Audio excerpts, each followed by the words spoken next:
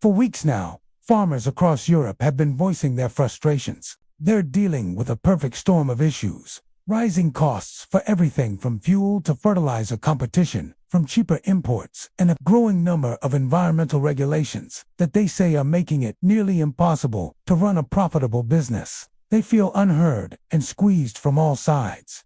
This week, thousands of farmers decided to take their message directly to the leaders of the European Union, converging on Brussels during a summit of agriculture ministers. Their goal was to make their voices impossible to ignore. They arrived with a massive convoy of tractors, effectively bringing parts of the city to a standstill. The sight was incredible: rows and rows of heavy machinery lining the streets around the EU headquarters. Initially, the protest was loud, but largely peaceful.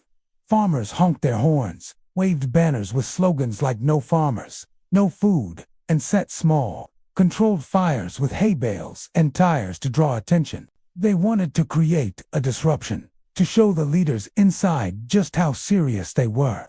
However, as the day went on, the atmosphere began to change. A smaller group of protesters started to clash with police. The tension quickly boiled over. We saw images of protesters throwing bottles, eggs, and even stones at police lines. Barricades were pushed over, and police responded by deploying tear gas and water cannons to disperse the crowds and push them back from the secured EU buildings.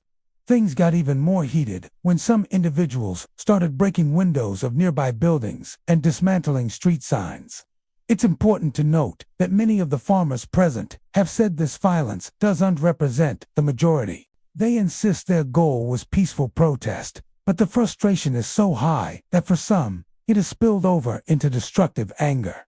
So, what are the core demands?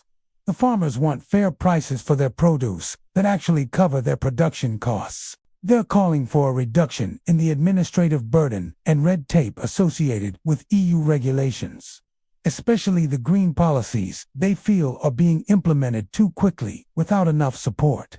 And they want protection from what they see as unfair competition from non-EU countries that won't have to follow the same strict environmental and labor standards. The EU agriculture ministers were meeting to discuss these very issues, but the scenes outside highlighted the immense pressure they're under.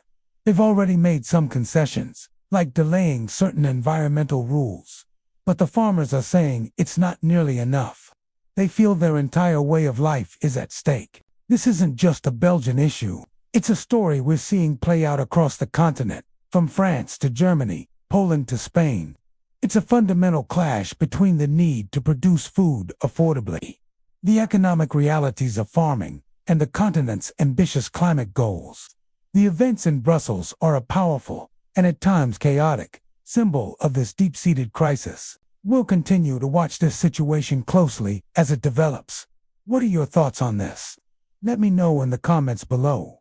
Thanks so much for watching. If you found this update informative, please give it a like and consider subscribing for more content like this. Stay safe, and we'll see you in the next video.